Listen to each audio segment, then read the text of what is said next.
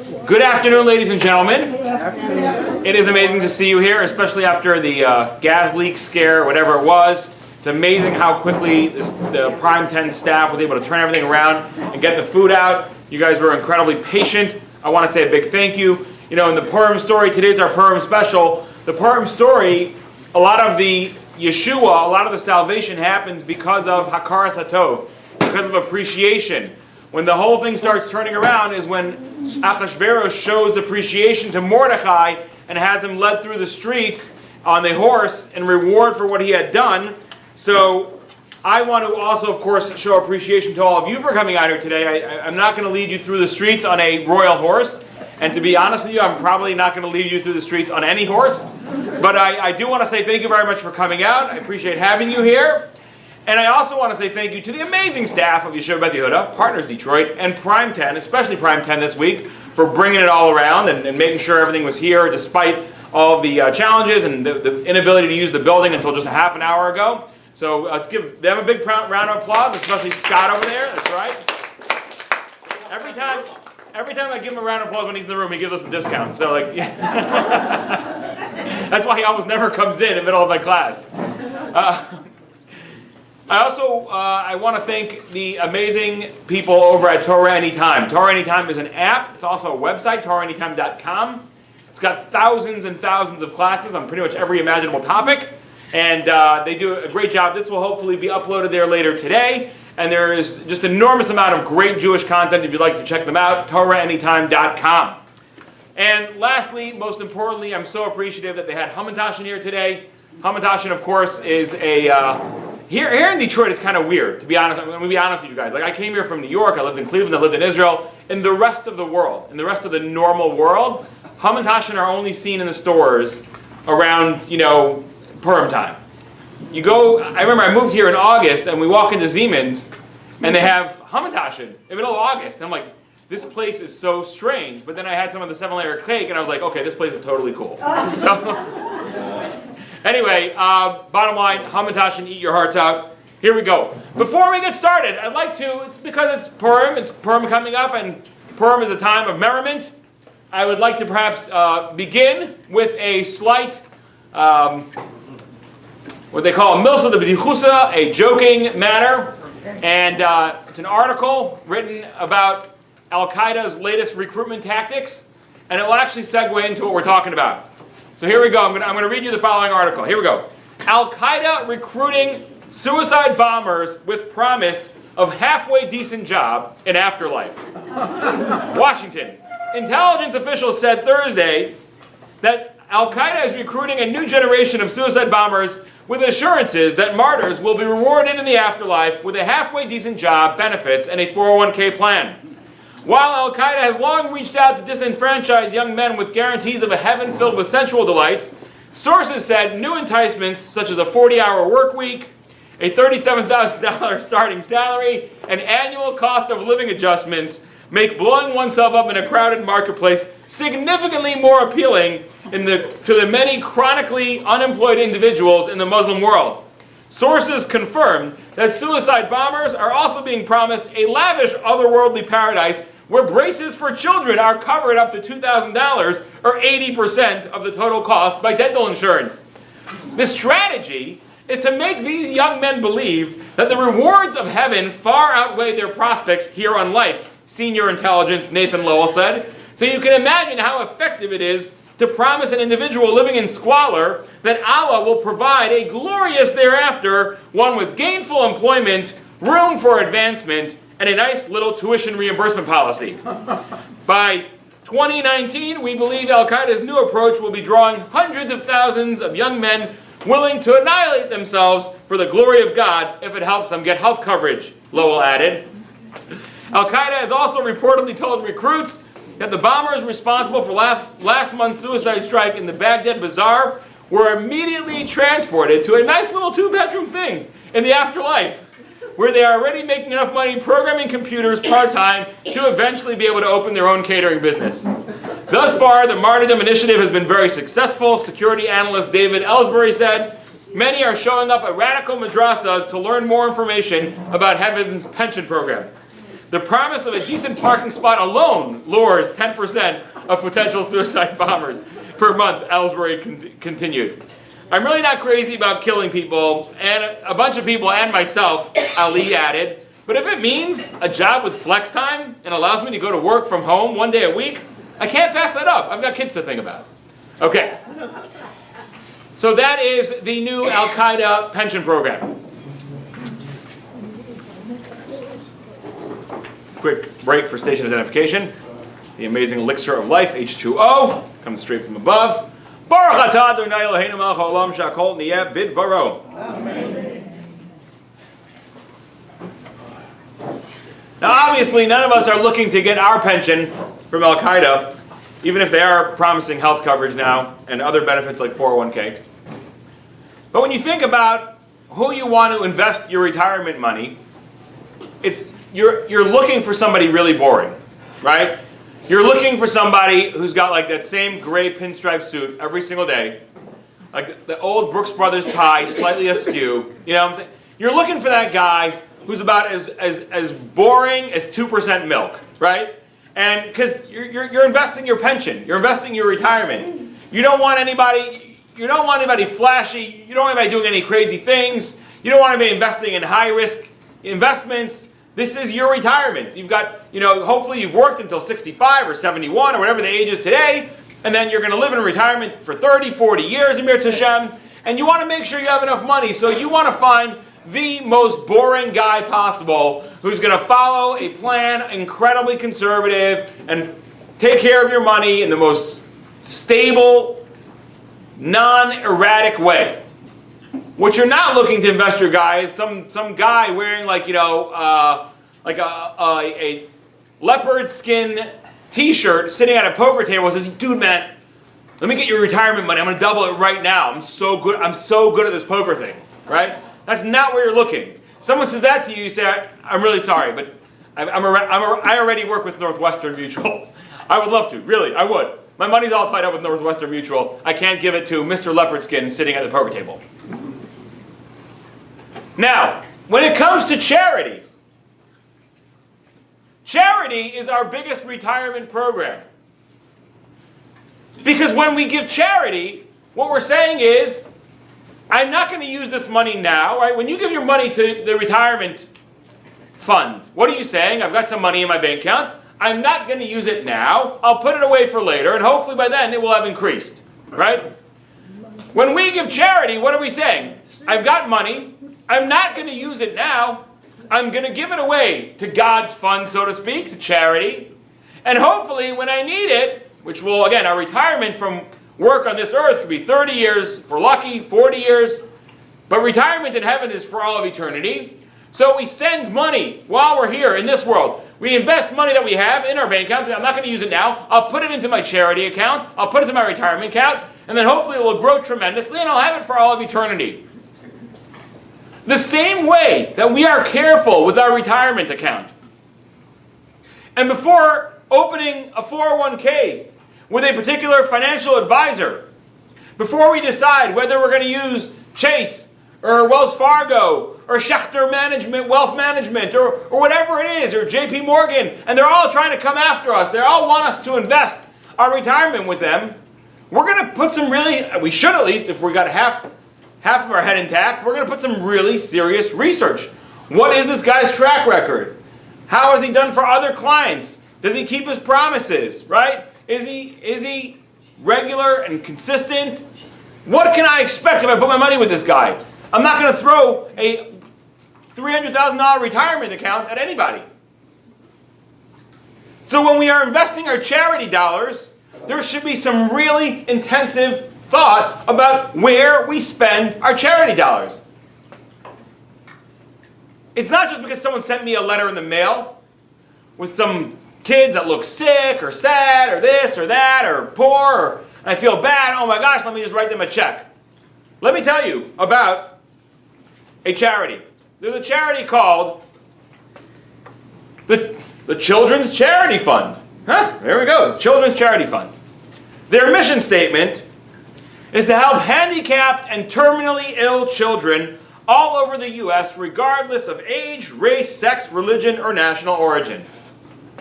And if you go to their website, or if you get their mailers, there's pictures of these really, unfortunately, handicapped or terminally ill children from the U.S. of all sorts. They got a good diversity profile on their website. Children of all ages, races, sexes, religions, and national origins. And they send you a nice letter in the mail. Bobby needs your help. Bobby needs your help. Bobby needs an electric scooter. Bobby needs, pain management. He's got terminal pancreatic cancer. And he's so young. Bobby needs your help. Can you help Bobby out? And you're like, oh, of course I can help Bobby out. And you see a picture of Bobby. He's so adorable. So you send a check, $100, right? What could be better than that? Who doesn't want to help the Children's Charity Fund? However, I can tell you what happens in the back end of the Children's Charity Fund. On the back end of the Children's Charity Fund, they raised, last year, $3,688,757. Of which, just slightly less than 10% went to terminally ill and handicapped children all over the U.S., regardless of age, race, gender, religion, or national origin. The rest of it, a good cool $3,335,399 went to the CEO and the marketing staff. And guess what? I assume probably the person in charge of marketing is the CEO's wife or child or whatever it is. So the point is, when we give our charity, we got to be very, very careful. Just like you wouldn't invest your retirement fund. You just got a letter from someone saying, hey, invest your retirement fund with us. We're really smart. Yep. And I'll show you pictures of big stacks of money and say, you could have this too. Just send us your retirement account. But this guy's out of their mind. I'm not sending my retirement account. Some letter I got in the mail with a picture of large stacks of cash. Are you crazy? So the same thing goes for charity. Let's see the Jewish sources on this. Source number 1. This comes from the Talmud, from the Gemara. Tractate Sukkah 49b. Sukkah, Mem Tes, Amud Beis. V'amar Rabbi Lazar, and Rabbi Lazar said, Ein tzedakah mishtalemes el lefi chesed sheba. Charity only pays out according to the kindness that actually happens from it. Shenemar, as it says, zero lachem l'tzedakah v'kitzru lefi chesed. Zero lachem l'tzedakah, which means sow. Sow to yourselves according to charity, but reap according to kindness. Which means, you could sow seeds, and sometimes they grow, sometimes they don't grow. So this verse is telling us that you can sow your seeds of charity, but the only thing you reap is according to the kindness that happens. So if you felt so bad for Bobby, who asked you, please, can you send me money, I need an electric scooter, and you sent $100 to the Children's Charity Fund, 90 of which went so that the CEO could go out to Hibachi Grill with his friends and eat and drink and watch them make cool food tricks. You don't get your reward. You sowed your charity, but you didn't reap because there wasn't much kindness coming out of it. It's interesting.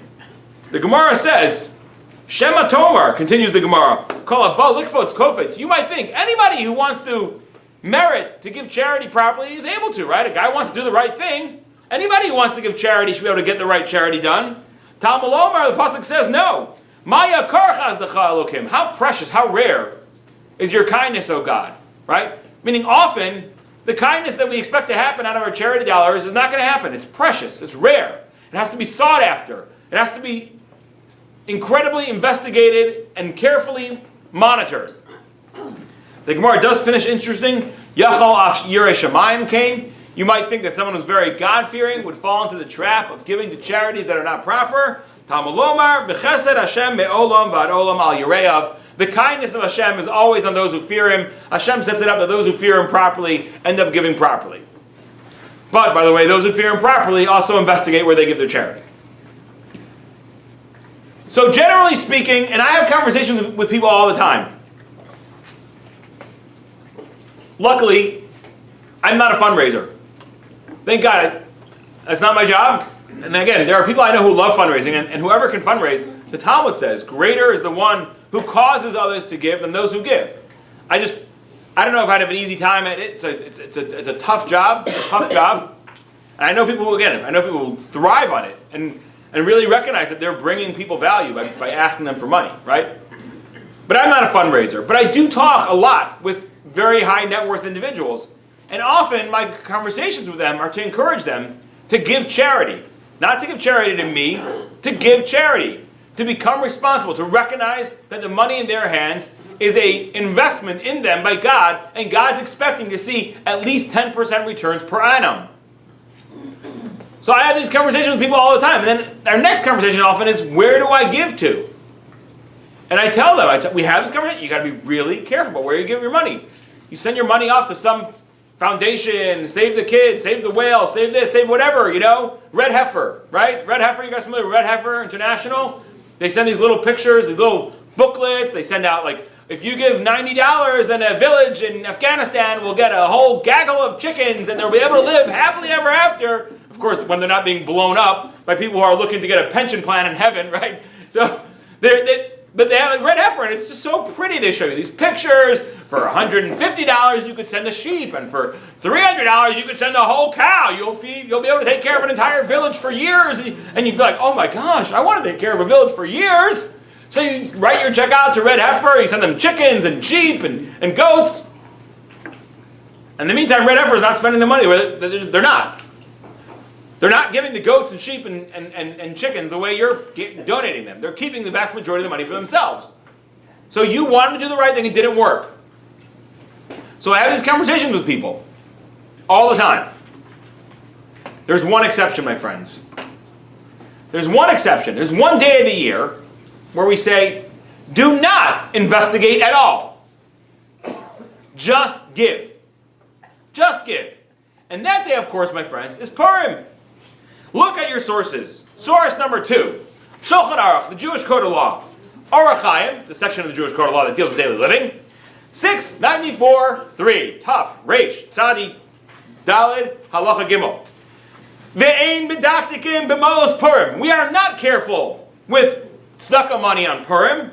Ella, rather, kol haposhet yad nosnim lo. Whoever puts out their hand, you give them immediately, right? Boom. Someone says, hey, I'm collecting for this. You say, here's some money. And then the next guy says, hey, I'm collecting for that. Here's some money. I don't ask. I don't tell. They both said they're collecting for the same organization. Are they together? Are they apart? Should I give them 2 donations? What? You put out your hand on Purim to me, bam. We're going to stuff it with something.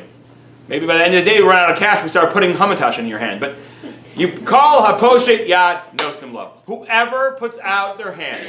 We don't investigate. Ve'ein medaktikim. We do not investigate. Why not? Why on Purim do we not care about where we're giving? It's a holy day, an incredibly holy day, an incredibly powerful day. Why don't we care where we're giving? Okay. Now, interestingly, there is a source for this.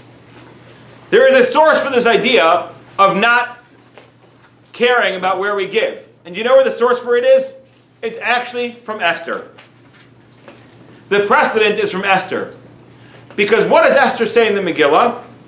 Esther says to them in the Megillah, Ubechein avo el hamelech asher lo kadas. I'm going to go to the king. It's not appropriate. I haven't been vetted. I haven't been invited. I may be his queen, but there's a very specific rule and protocol about who's allowed to come into the throne room, and I have not been invited to the throne room. It's incredibly inappropriate of me to go, but I'm just going.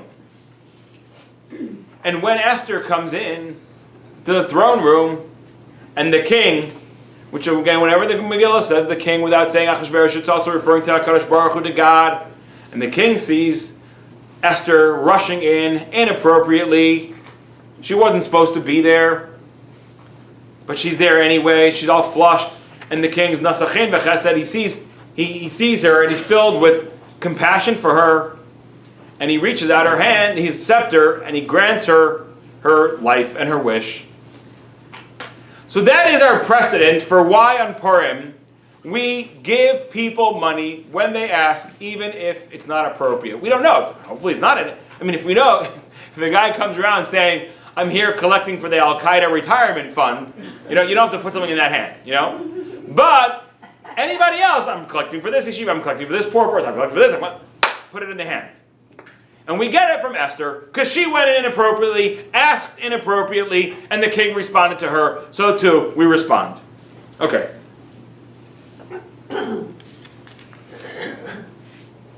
All the Hasidic Sfarim, not all, but so many of the Hasidic Sfarim explain that on Purim, Hashem runs his world, the upper worlds, interestingly, following our rules down here. Right? When our Bezdin makes rules, when our court makes rules, Hashem follows. There's a lot of different examples for this. One application of this, tell us the Hasidic Sfarim, there's a concept of Kol HaPoshet Yad Nosnim Lo, which means that the Shulchan Aruch, the Jewish code of law, said that on Purim, if someone puts out their hand and says, I'm collecting for, you give them money, so to Hashem, Kol HaPoshet Yad Nosnim Lo. If you put out your hand to Hashem on Purim and say, God, it's inappropriate. It's Asher Lo Kadas. I don't deserve it. My actions don't call for this, but I'm here and I'm putting out my hand and it's Purim and I'm asking you, God, that you give me this. God will put something in your hand. Now, it means there's enormous power, by the way. This is an enormous power on Purim that we have. And there are even sources that say that the reason why we get so drunk on Purim, the reason why there's a mitzvah to get drunk on Purim is because if people weren't busy the whole day, running around, giving out shalach manas, running around, people getting drunk, chaos, noise, they would be able to use the day properly and it would be so overwhelmingly powerful that it just would upset the balance of the world. So because there's this concept that Purim is so powerful, there's also, almost as a counterbalance, according to some opinions, the idea that we get drunk and all that is that you should be so busy dropping off shalach manas and fixing your kid's costume and doing this and doing that, that you don't realize and you don't take the time to step back and really make the most out of that day. Because if you do make the most out of the day, it's an incredibly powerful day. So, the first two things that we've learned here today are as follows. Number one, take your charity dollars with as much, if not much more seriousness as you take your retirement account. Make sure that you're not giving just because you got a letter in the mail that makes you feel good or bad or sad or it brought tears to my eyes, so I wrote, these people are using copywriters to write letters that bring tears to your eyes, right? They're paying marketing departments $1.6 million, whatever, if they split it half and half, the CEO and the marketing department, millions of dollars to perfectly write that letter that's going to make you cry and make you feel so good when you send in a check. I'm not saying don't send money in the mail. Although, generally speaking, I don't send money in the mail when I get letters. I investigate charities. Like I get a letter in the mail. Who knows?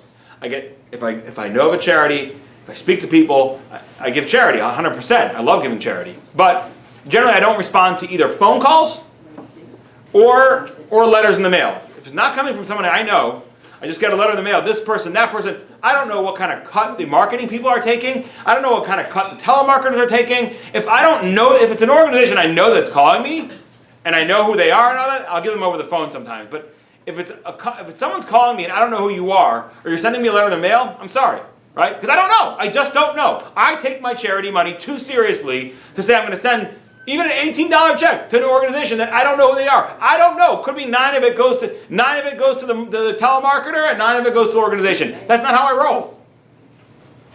Okay, so the first thing we learned today is the importance of being careful with our charity money, and the second thing we learned today is that on Purim we're not careful with our charity.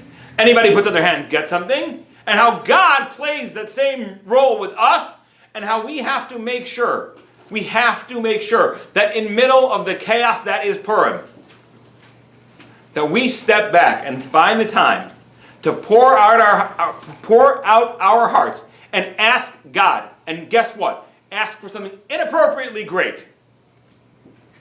Ask for something inappropriately great. Asher lo kadas. Not appropriate. You say, God, this year I want to, whatever it is, state your spiritual goal. And that goal is almost, you're like, are you crazy? That's unobtainium. That's okay. You're allowed to walk in Asher Lo Kadas. Be inappropriate with God. Ask for some kind of spiritual accomplishment that is far beyond what you think is appropriate. Ask for it. You may not get the full amount. Somebody comes over to me on Purim and says, oh, can I have $100? I say, no, but you can have 10. So not necessarily you're going to get the full amount. Go ahead. Make sure you carve out the time. Actually, Purim is, again, it's 1 week from today. Next week, Thursday. Make sure to spend some time asking God for something inappropriate. And again, not just more money. We should, of course, ask for the health of our family members and all that, but ask Him for spiritual accomplishments. Okay, next.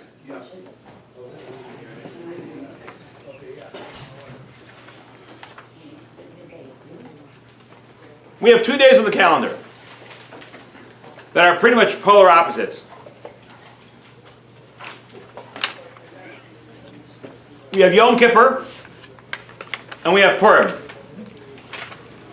Everyone is familiar. Hopefully you're familiar. If not, you'll be familiar in about 10 seconds. The word for Yom Kippur is Yom Kippurim.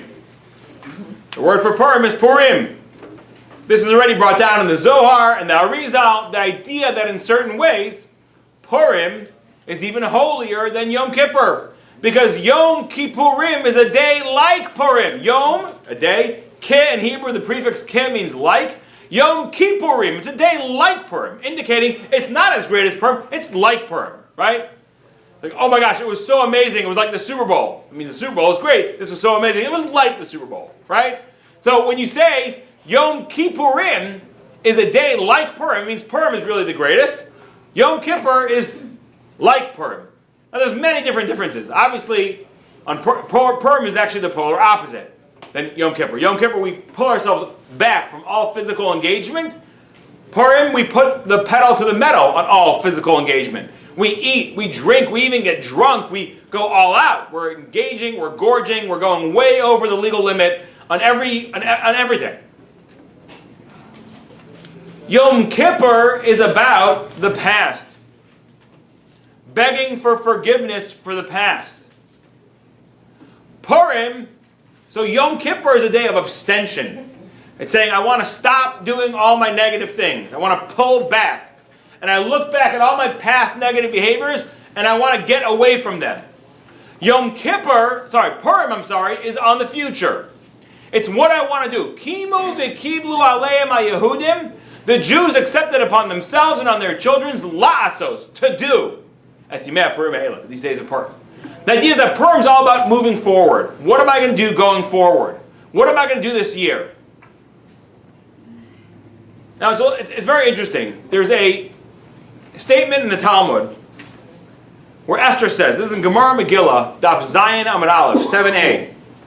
Shalcho lahem Esther lachachamim kisvuni ladoros. Esther says, write me down for generations. Right? I'm writing this Megillah, but I want you to put me in the Jewish canon. There were many great works that were written at the time that the Jewish Tanakh, the canon, was being written. And not every book made it in. The Talmud has all kinds of discussions about this book. There's even conversations. Did this book make it in? Did it not? Is this book holy? There were certain people who said Ecclesiastes is not holy. Who said Ecclesiastes is holy. Right? Did it make it in the canon or not? Obviously it was a special book, but did it make it into the Jewish canon? Esther says, rabbis, please, put me in the canon. I want to be in the Jewish learning for generations, forever. Because what she's got is a message that is so important forever. What is that message? We know that there are many prophecies that didn't make it in. And the Chazal tell us the ones that made it in, Jeremiah, Ezekiel, right? You think about, Yirmiyah, Yechezkel, Yeshaya, Isaiah, Chavakuk, all the ones who made it in were the ones who had a message that was relevant for all of time. What is the relevance of Esther's story for all of time? Okay. So, Megillas Esther, the word Megillah means to reveal. Esther means hidden, right? Megaleh, Megillah, to reveal. Esther, the hidden. Esther reveals the hidden. What is she revealing? If you actually watch a Megillah being read, it's folded over many times. And it's because it's supposed to be like a letter. And a letter, if you don't unfold it and read it, it's valueless. So what are we supposed to start reading when we open up, when we unfold, and we look between the lines? What exactly are we supposed to find? So we're going to start here later on. We're going to start deeper into the Megillah. Usually people start at the beginning of the Megillah. We're going to start deep in. We're going to start in chapter 6. Chapter 6 is where the stuff starts to go down, right? Chapter 6 is the second meal. Chapter 6 is when Esther reveals herself and Haman ends up getting, swinging by the end of the chapter. It's an exciting chapter, right? Now, as soon as Haman is swinging, everything retrospectively becomes perfectly clear. We understand now why Achashverosh had a party and why he killed his wife, because he had to make room for this Jewish girl. Now we understand why a Jewish girl ended up as the queen, who she obviously had no desire to be that whatsoever. We understand why Bigsan and Seresh were speaking ill about the king in a language that only Mordechai was one of the only few people in the entire capital city who spoke, and he happened to overhear them, and the decree to kill the Jewish people, the special meals, everything starts to make sense as soon as Haman is swinging from the tree, right? Hindsight is 20/20. But I want to look before this. I want to look at a source with you right before this. Let's look at what happens right before Haman swinging from a tree. Source number 4. Megillas Esther, chapter 6, verses 13 and 14, Vav Yud Gimel Yud Daled. Vayisaper Haman leZeresh ishto l'chol avav. And Haman tells over to Zeresh his wife, and to all those that love him, Es kol asher karahu. Key word here, karahu. We'll get back to that in a moment. Everything that happened to him that day. And Vayomru lo chachama v'Zeresh ishto, and his wise men and Zeresh's wife said to him, Im mizera Yudim Mordechai. If, from the Jewish people, this Mordechai is, that you have begun to fall before him, you will surely fall before him. And while they're still talking, Odam medabrim imo, and then along came the king's guards to hurry Haman to the party. There's something a little bizarre over here. If Mordechai is Jewish, right? What do Zeresh and the great wise will say? First of all, what is Mordechai? What is Haman telling them? Like, he comes home. You think they don't know? Their father, their husband, was being paraded through the streets in front of his arch enemy. Their father, who's the most powerful man in the land beneath the king, and in some ways even more powerful than the king. The most powerful man in the land has been seen the whole day walking through the capital, leading a horse with his arch enemy on it, dressed in royal clothing. Haman's daughter, the Talmud tells us, was a little bit hard of seeing, and she sees these people coming down the road, and she sees someone up on the horse, and the other person leading them, saying, this is what happens to the man the king wishes to honor, and she says, wow, that must be my dad on the horse, and that must be Mordechai on the bottom. I'm going to make my daddy so proud. I'm going to make my father so happy with me. And there was a chamber pot on the roof filled with, human movements, ones and twos. And she takes the entire chamber pot, and just as Haman, her father, is right beneath the roof, she dumps the whole thing on her father. And her father looks, are you crazy? And she realizes what she had done, right? She just dumped an entire chamber pot on her father. And she's so horrified and afraid of what she had done, she jumps off the roof and commits suicide. So you would think that Haman's family is pretty well aware of what happened that day. The Megillah comes in, Vayisaper lam Haman, and Haman told over to Zeresh ishto l'chol es kol asher karahu. Everything that happened to him that day, like they didn't already know. And then what's their answer? Im mizera hayudim Mordechai. Right? If he's Jewish, you're in trouble. What do you mean if he's Jewish? You don't know that he's Jewish? The entire decree was put out to annihilate the entire Jewish people by your husband because Mordechai wouldn't bow. What do you, if he's Jewish? You know he's Jewish. What's going on over here? Okay. There is an ancient commentary on the Megillah called the Yosef Lekach. It was written by Rabbi Eliezer ben Eliyahu Ashkenazi of Cairo. He died on December 13, 1585. Right? Recently, they auctioned off, actually at Christie's, they auctioned off a second edition of this book. It was printed in Cremona, Italy in 1576. It actually went for pretty cheap. This copy of this book, which is an ancient manuscript and it's hundreds of years old, it sold for $1,840. Anyway, listen to what the Yosef Lekach explains over here.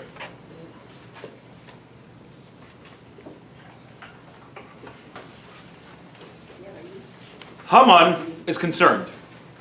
Haman is a control freak. He needs to control every little detail in the whole kingdom. And on top of that, if anything's not going perfectly according to his will, if Mordechai is not bowing down, the whole thing crumbles.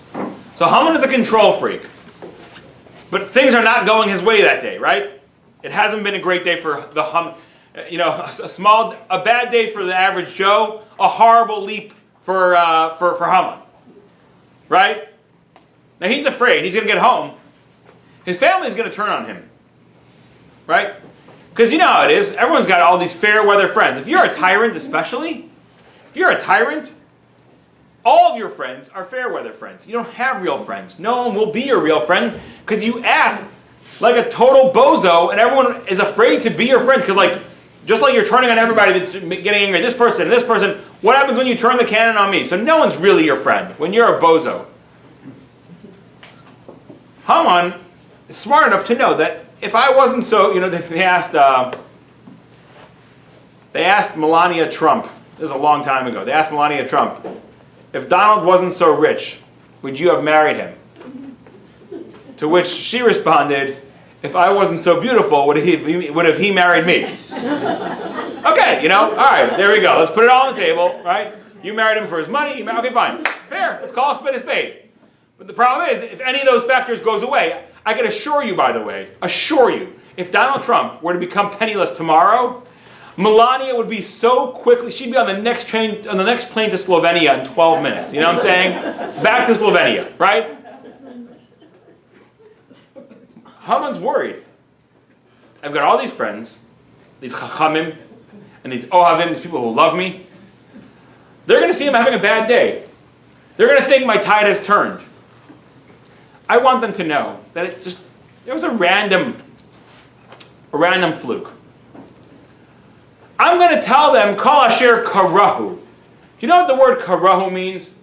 All that happened. Chance to happen. The word mikra in Hebrew is like happenstance. There's nothing going on here. Haman's trying to tell those people, by the way, it's interesting. The day before, when he came home from the feast, and he was on top of the world, he was invited to the feast. He calls everybody in, and it's Zeresh Ishto B'chol Oavav. It's called Zeresh Ishto and all those who love him. When he comes home that day already, it says, Vayisaper Haman leZeresh Ishto U'B'chol Oavav as Kol Asher Karo. He tells them what happens. Vayomru lo chachamav v'Zeresh Ishto. And his wise counselors and Zeresh Ishto answered him. He comes to them, he's like, hey, my friends. And they're like, we're not your friends, we're your counselors. We're chachamim. Right? Isn't that amazing? You look at those verses, right? He comes and says, Vayisaper Haman leZeresh Ishto u'Lechol Oavav. He tells over to Zeresh's wife and all of those who love him, and they say back to him, Vayomru lo chachamav v'Zeresh Ishto. His counsel, his wise counsel. Dude, we're not your friend, dude. You're in hot water. We're your lawyers. Okay? We're here for you. Billable by the hour, but we're your wise people. We're not your friends anymore. Yesterday we were your friends when you were on top of the world. So Haman's worried. Haman is worried because what's going to happen now? They're all going to realize he's done. So he needs to tell them. He needs to tell them, this is a random fluke. Don't read into this. There's no preordained thing going on over here. There's no God in heaven. There's no one pulling the keys. I'm not about to start a very big downtrend. It's karahu. I happen to have a bad day. And it's amazing. Guess where he goes with this? The Yosef Lekach tells us that he even turns it around. He says, guys, guess what? I realized it's a good thing. It's a good thing. You know why? I want to kill Mordechai. Mordechai had never yet been rewarded for saving the king's life. If I would have asked to kill Mordechai this morning, they would say to me, no, Haman, you can't kill Mordechai. He needs to be rewarded first. But now, guess what? Mordechai has been rewarded. Now I can kill him. Ha ha! it all worked out for the best. Just a little bumbling little happenstance. There was a nail on the road and I got a punctured tire. Big deal. It happens to everybody. It's just random. Says Zeresh and Kol Chacham and his Chachamav. They're getting wise now. They said, no. In Mizera Yudim, if Mordechai is from the Jewish people, there is nothing that happens by chance to the Jewish people. Their God is hovering over them with laser-like precision. There's not a single thing that is karahu to the Jewish people. Everything that happens to them is preordained and is part of a big plan. You are in trouble, Buster. And he's like, no, I'm not in trouble. Trust me. It was a random thing. And he's still trying to convince them that everything is good when they come and drag him off to the party, at which he ends up swinging from by the end of the party. He's dessert. So you look at Haman, and you're laughing, right? You idiot. You don't see the writing on the wall? You're messing with the Jewish people. And you just had the worst day of your life. And yet you're convinced that it's just random. Let's call it Karahu. It just happened to happen. What could I do? Unlucky. I should have worn my rabbit's foot today. The first day I don't wear my rabbit's foot. Look what happens to me. And you look at Haman, you want to laugh. But guess what? We are just as guilty. How did we get into this mess? How did we get into this mess? We got into this mess for the same exact reason that Haman. We got into the Purim mess because we went to eat at the meal of Achashverosh. Because we thought that God doesn't play a role in our lives either. We thought everything is happenstance. And we have to stick up for ourselves because God's given up on us and God's not taking care of us. Look at more psukim. Let's go back now. Let's go back to when Esther is trying to figure out what's going on. So there's this exchange of information with Esther and Mordechai through the medium of a messenger named Hasach. Okay? So, sorry. Before I get to that, I just want to see, by the way, guess what? Amalek, Haman, is playing a card that is very common for Amalek. This whole idea of randomness is very common for Amalek. When Jewish people came out of Egypt, look at the psukim in source number 6. Deuteronomy 25, 17 through 18. Devarim, Chaf Hey, Yud Zayin, Yud Ches. Zachar es asher asalacha Amalek b'derech b'tzeischa Mitzrayim. Remember what Amalek did to you when you were on the road leaving Egypt. Asher karcha b'derech. They happened on you on the way, right? No one happens on you when you're in the Sinai Desert. Okay? The Sinai Desert is massive. I've been there. You could drive for hours and hours and hours and hours and hours without hitting anything, right? No one happens to meet you in the Sinai Desert. And especially not when you're like a nation that just come out of slavery and there's a troop of Amalekites armed to the teeth looking for war. They didn't just happen upon you in the desert. But that's what Amalek represents. God says, you remember Amalek, who happened upon you in the desert. Their whole message is that everything just happens, that everything is random. You remember. Remembering is the opposite of randomness. That there's a reason. I start putting all the pieces together. Hashem says, never forget what happens with Amalek. Recognize the patterns. See the patterns everywhere. He didn't chance upon you in the desert. He was hunting you down for who you were. A nation that wanted to serve God. A nation that wanted to recognize that nothing in our lives is just happenstance. You were the antithesis of what he was. He is the representative in the world of all is random. And you are the representative in the world of all is min hashamayim.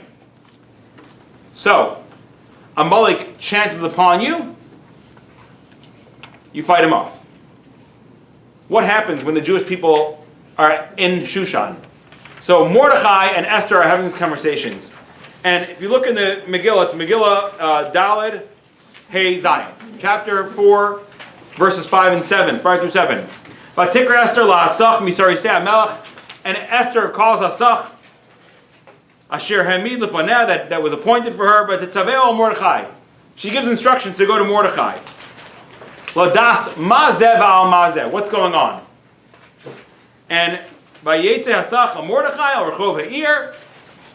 So Hasach comes out, and Mordechai says the whole thing. Vayagid lo Mordechai es kol asher karahu. The same word.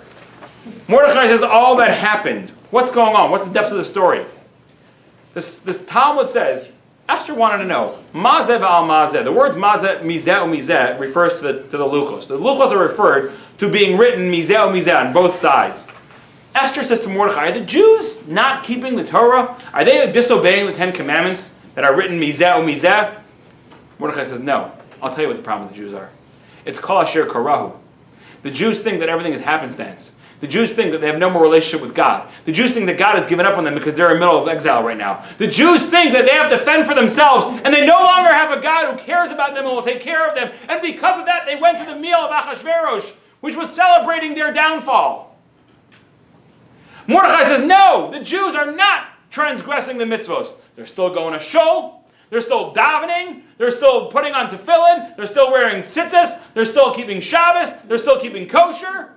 But now, of course, many of them were not. There was a huge contingency of people who were intermarried then. We know because when they came up from Bavel and from Paras, Ezra had a whole story with them. Mordechai says that's not the problem. The problem is kol asher karahu, that the Jews think everything is just chance. The Jews think that the things in their lives are just spinning out of control and it's got nothing to do with them, and they're the only people who can fend for themselves. And if they don't take care of themselves by cozying up to the king and doing whatever he says and trying to be like the Persians, they're going to be mortally wounded. That's the problem, says Mordechai. As kol asher karahu, the same exact word that Haman uses. Mordechai is describing what went wrong to Esther. He uses the same words as Haman. The message on Purim, my friends, is that there's absolutely nothing that's karahu. Nothing happens to you. Nothing. Not your great successes and not your biggest, most painful challenges. I read an article many years ago, but it left such an impression on me. This guy is an American Jew living in Israel. He was a professor, I think, at Hebrew University or something like that. And he writes the following story. He writes that he got a phone call from America telling him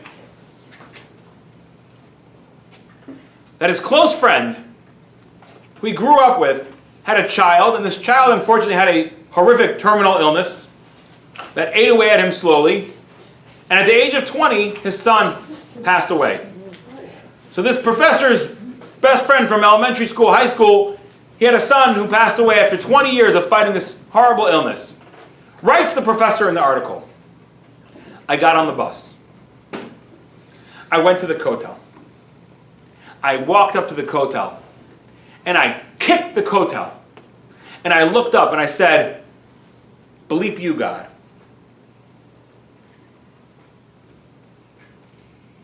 Right? He's angry at God. How could you do this? How could you do this to my friend's son who didn't do anything wrong ever in his life? And I remember reading this article and I was just thinking to myself, you are such a hypocrite. Because I bet you did not go to the kotel and kiss the kotel gently and caress it and say, thank you so much to God. Every time you had a child who was born, every time you got a job or a promotion or a raise, did you go to if you do believe that God controls the world, so much so that when your friend's son dies of an illness, you go to the kotel and say, hey, I believe he does control the world. He's just mean, so I'm going to go there and tell him a piece of my mind. Did you also go when your child was born to the kotel and say, God, you did this. I know it's all you. It's not me at all. Not me. What did I do? I did nothing. You did this incredible miracle. My wife and I, we contributed tiny little specks, and you made a human being. You're the most amazing God in the world. Did you spend that time? And when your second child was born, and when you got a job, and when your child graduated elementary school, or your child graduated high school, or when you breathed, did you go to the kotel every time your heart ticked? Look at your heart. What is this heart? It's insane. It's an engine, right? Your heart is an engine. Boop, boop, boop, pushing blood all over your body, right? Pushing blood products. Now we have engines in our cars. They are worked on by mathematicians and scientists and engineers for increased efficiency and everything possible. They go through hours and hours of testing. Now your car engine is on for maybe an hour a day. Sometimes you go on a long road trip. But your car is breaking down all the time, especially if it's over 5 years old or 7 years old. Your ticker over here, there are people in this room, I'm sure, who are 60 and have never had a heart problem. Which means, think about this, your engine has been ticking for 60 years! For 60 years! Just working day and night. Pumping. When was the last time you got an oil change? When was the last time you got a tune-up? No, really. Do you go into the hospital, they open up your heart, they shine it off, puff it out, change the filter, put it back? No! You never went in for an oil change. You never went in for a tune-up. Your heart is still here. Did this guy go to the kotel and lovingly caress the stones and say, God, I don't even know how you did this. How did you make a heart that beats for 50 years straight without a tune-up, without an oil change? How did you give me a child? I don't understand, God. My wife and I, what do? We contributed nothing. You gave us a child, a human being. No. So you want to be the guy who believes everything's random except for when bad things happen. You want to be the guy who, when you get the job, when you have a child, it's the wonders of science. And you got the job because you're so smart. A child dies, that's God.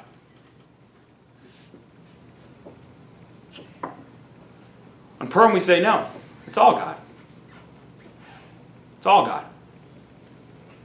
Even the most difficult things. But we don't know why they're happening. We have no idea.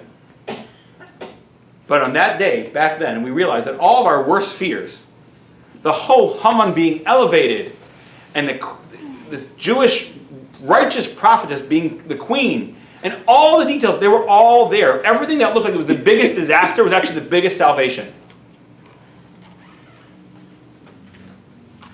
When we realize that God has that kind of a relationship with us, we don't ask questions. We just go in. Ask for whatever you want. Reckless abandon. You put out your hand. You say, God, I want to, this year, I have not gone to shul regularly in 30 years. This year, I want to be the year that I go to shul every Shabbos. What? You crazy, every Shabbos this year? No, that's bizarre. That's weird. That's bold. That's impossible. Guess what? Go for it. Who cares? So you're not in control anyway. You think it's you pulling the strings? No. It's him. You ask him. You go in there. Asher lo kadas. Inappropriately. When you're going through the biggest difficulties, challenges with your health, with your children's health, challenges with parnasa, challenges with shidduchim, you go right in there and you say, God, I know this is you. Talk to me. What's going on? What am I supposed to learn from this? How can we work through this? I know it's not random. I know it's not karahu. This didn't just happen to me. I didn't just happen to be unlucky. This happened for a reason. Ein simcha kataras hasfekos. There's no greater joy than the resolution of doubt. When we think that we control everything, we make the same mistake that Haman makes. It's just bad luck, it's my bad luck, it's this. No. Ein simcha kataras hasfekos. There's no greater joy than knowing that there is no more doubt. I know with certainty. God is behind every one of those things in my life. The good, the bad, and the ugly. And I could talk to him about it. And I could demand from him, especially on Purim, go in there.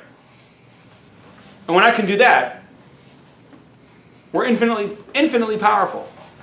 Because we're not running on our fuel. We know where our fuel is coming from. And it's coming from an infinite source. May God give us all the power this year on Purim to be bold. To be bold, to recognize that we can ask for absurd things because it's not us who delivers. It's him who delivers. And he's infinitely powerful. Let's make Purim count this year. Thank you very much, and a Freilich Purim.